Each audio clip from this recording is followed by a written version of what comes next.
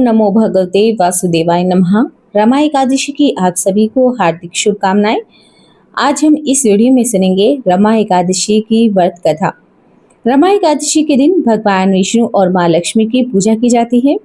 रमा एकादशी का व्रत अगर आप रख रहे हैं तो व्रत कथा का रसपान करना बिल्कुल भी ना भूलें। तो आइए भगवान श्री हरि के चरणों का ध्यान करते हुए हम सुनते हैं रमा एकादशी की व्रत कथा। कथा को सुनने मात्र से ही पापों से मुक्ति मिल जाती है। यह व्रत भगवान विष्णु और माँ लक्ष्मी को समर्पित होता है। इस दिन विधि पूर्वक पूजा अर्चना करने के साथ साथ व्रत कथा का पढ़ना और सुनना भी बेहद जरूरी है।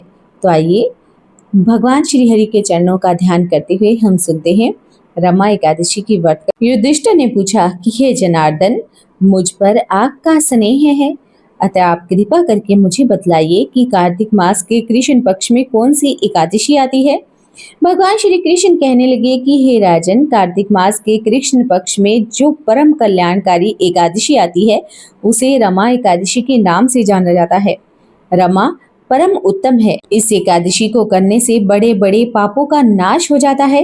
पूर्व काल में मुचुकुंद नाम का एक राजा था जो भगवान श्री हरि का परम भक्त था और उस राजा के यहाँ पर नदियों में श्रेष्ठ चंद्रभागा कन्या के रूप में उत्पन्न हुई।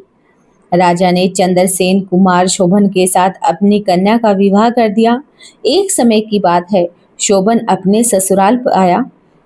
उनके यहाँ दशमी का दिन आने पर समूचे नगर में ढिंढोरा पिटवा दिया गया कि एकादशी के दिन कोई भोजन ना करे। यह ढिंढोरा सुनकर शोभन ने अपनी पत्नी चंद्रभागा से कहा कि हे प्रिय, अब मुझे इस समय क्या करना चाहिए, इसकी शिक्षा तुम मुझे दो।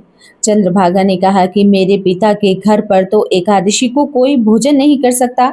हाथी, घोड़े, हाथियों के बच्चे, अन्य पशु भी घास और जल का आहार नहीं करती, फिर मनुष्य तो एकादशी के दिन कैसे भोजन कर सकता है।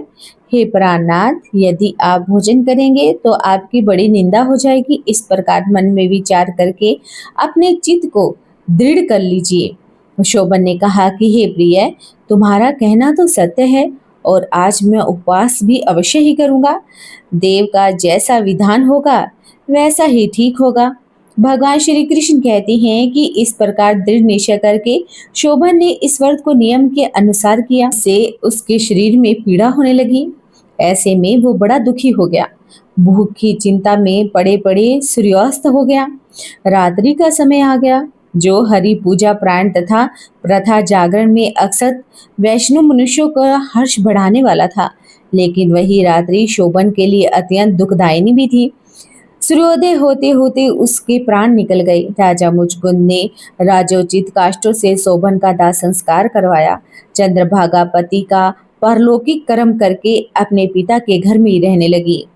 निपश्रेष्ठ रमा एकादशी के व्रत के प्रभाव से शोभन मंदराचल पर्वत के शिखर पर बसे हुए परम रमणीय देवपुर को प्राप्त हो गया। वहां शोभन द्वितीय कुबेर की तरह ही शोभा पा रहा था। राजा मुचकुंद के नगर में सोम शर्मा नाम का एक ब्राह्मण रहता था। ये ब्राह्मण तीर्थ यात्रा करते हुए घूमते हुए मंदराचल पर्वत पर चले गए। वहां उन्होंने शोभन को देखा। राजा के दामाद को उसने पहचान लिया और पहचानने के बाद वे उनके समीप चले गए। शोभन भी उस समय श्रेष्ठ सोम शर्मा को आया हुआ देखकर बहुत प्रसन्न हुए और श्री घी आसन से उठकर खड़े हो गए और प्रणाम करने लगे। उनके बाद अपने विशुर राजा मुचकुंद का प्रिय पत्नी चंद्रभागा तथा समस्त नगर का कुशल समाचार पूछा। सोम शर्मा ने कहा कि राजन, वहां सब कुशल मंगल है।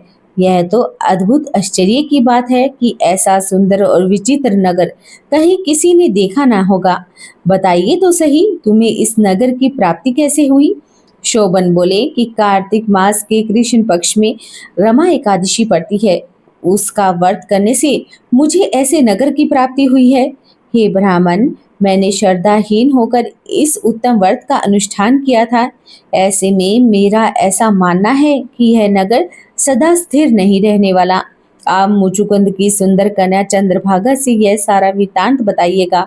शोभन की बात सुनकर सोम शर्मा ब्राह्मण मुचुकुंदपुर में पहुंचे।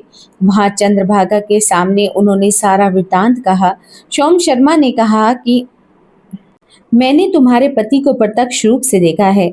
इंद्रपुरी के समान उनके पास इतना सुंदर नगर का अवलोकन भी किया गया है। वे उसे अस्थिर बता रहे हैं, ऐसे में तुम उसको स्थिर कर सकती हो। चंद्रभागा ने कहा कि मेरे मन के भीतर पति के दर्शन की लालसा हो रही है, आप मुझे वहां पर ले चलिए। मैं अपने व्रत के पुण्य से उस नगर को स्थिर बना दूंगी। भगवान श्री कृष्ण कहते हैं कि हे राजन, चंद्रभागा की बात को सुनकर सोम शर्मा उसे अपने साथ ले मंदराचल पर्वत के निकट वामदेव मुनि के आश्रम पर पहुंचे। वहां ऋषि के मंत्र की शक्ति और एकादशी के व्रत के सेवन के प्रभाव से चंद्रभागा का शरीर दिव्य हो गया। उसने दिव्य गति प्राप्त की। इसके बाद वह अपने पति के पास चली गई। उस समय उसके नेत्र हर्ष से खिल उठे। अपनी प्रिय पत्नी को आता हुआ देखकर शोभन को अत्यंत प्रसन्नता हुई। उन्होंने उसे बुलाकर अपने वाम भाग में सिंहासन पर बिठाया। चंद्रभागा ने हर्ष में भरकर अपने प्रियतम से कहा कि हे नाथ, मैं हित की बात करती हूँ, सुनिए। पिता के घर में रहते हुए समय जब मेरी अवस्था 8 वर्ष से अधिक हो गई, तभी से लेकर आज तक मैंने एकादशी के व्रत किए हैं और मेरे भीतर जो पुण्य है उससे यह नगर कल्प के अंत तक स्थिर रहेगा और सभी प्रकार के मनोवांछित वैभव से समृद्धशाली हो जाएगा। नरप श्रेष्ठ, इस प्रकार रमा एकादशी के व्रत के प्रभाव से चंद्रभागा दिव्य भोग, दिव्य रूप और दिव्य आभूषणों से विशोभित होकर अपने पति के साथ मंदराचल के शिखर पर विहार करती है। हे राजन, मैंने तुम्हारे सामने रमा एकादशी के व्रत का विधान कहा है। यह चिंतामणि तथा कामधेनु के समान सब मनोरथ को पूर्ण करने वाली है। मैंने दोनों पक्षों के एकादशी व्रत का पाप नाशक महात्म्य तुम्हें बताया है। जैसे कृष्ण एकादशी है वैसे ही शुक्ल एकादशी भी होती है, इसमें कोई भेद नहीं है। जैसे सफेद गाय हो या काली गाय हो, दोनों का दूध तो एक समान ही होता है, इसी प्रकार दोनों पक्ष की एकादशी समान फल प्रदान करने वाली है। जो मनुष्य एकादशी व्रत का महात्म्य ध्यान पूर्वक सुनता है वह पापों से मुक्त हो जाता है और विष्णु लोक को प्राप्त होता है। बोली रमा एकादशी की जय हो, बोली भगवान विष्णु की जय हो, बोली लक्ष्मी माता की जय हो। जो व्यक्ति इस व्रत को पूरे विधान के साथ करता है, भगवान विष्णु की उस पर असीम कृपा बरसती है। अगर आपको हमारे इस YouTube चैनल की ये कथा पसंद आई हो तो आप चैनल को सब्सक्राइब करना बिल्कुल भी ना भूलें। वीडियो को लाइक और शेयर ज़रूर कर दें। आपसे हाथ जोड़कर निवेदन है कि कमेंट में ज़रूर लिखें जय हो भगवान विष्णु की, जय हो रमा एकादशी की।